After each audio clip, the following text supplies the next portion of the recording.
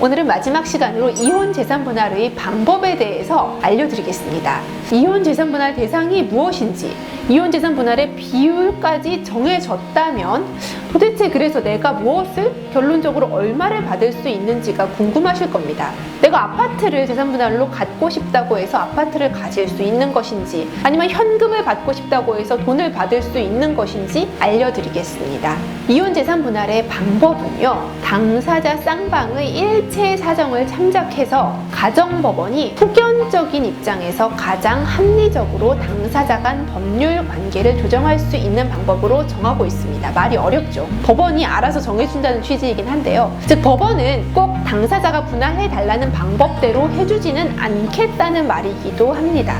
가장 궁금해하실 부부의 공유 부동산은 어떨까요? 특별한 사정이 없으면 일방의 단독 소유로 지분을 보유하게 하는 경우가 많죠. 예를 들면 10억 상당의 아파트를 부부가 5대5의 지분으로 보유하고 있었고, 남편이 예금 2억 원을 보유 중인 상태에서 재산 분할의 비율은 50대50으로 판결이 났다고 해봅시다. 그렇다면 아내와 남편은 전체 자산 12억 원을 각자 6억씩 보유하면 되는데요. 남편이 자신의 5억 원 상당의 아파트 지분을 아내에게 넘기는 대신 아내는 남편에게 현금 4억 원을 지급하는 형태로 재산 분할이 정리될 가능성이 높습니다. 물론 남편이 아파트를 보유하게 되는 경우도 상정해 볼 수 있겠죠. 부부 일방이 재산의 취득에 크게 기여를 했거나, 예를 들면 아파트 구입 자금을 대부분 아내가 친정에서 조달해 오는 경우 등을 말할 수 있고요. 또는 재산을 주로 이용하는 경우, 예를 들면 남편이 부부 공동명의 상가에서 회사를 운영하고 있는 경우, 또는 부부 일방이 실질적 특유재산이나 영업 내지 영업재산이 부부 재산 분할 대상에 포함되는 경우에는, 예를 들면 아내가 운영하는 학원의 상가 명의가 부부 공동으로 되어 있는 경우 같은 경우요.